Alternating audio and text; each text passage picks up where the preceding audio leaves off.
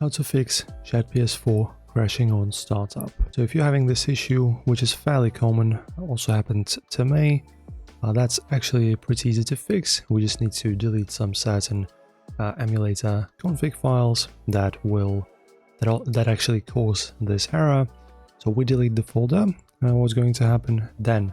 The emulator generates that folder again with the new config files, fresh ones, right? So freshly generated, and then your emulator should and will start again. It happened to me. I did this. Everything worked fine.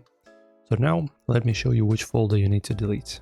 Okay, so navigate to your C drive, then you go to Users, your username, app data, roaming, and then scroll down and find Shadps4.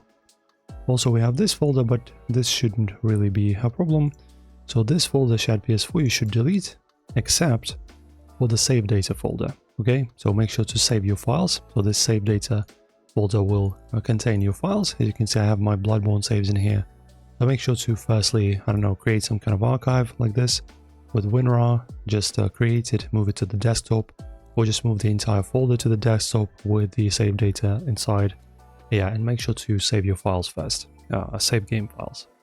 And then you just right click from the roaming folder and delete it. And then when you launch up the emulator once again, for the second time, it will generate, just like I said, freshly made new config files completely from the scratch.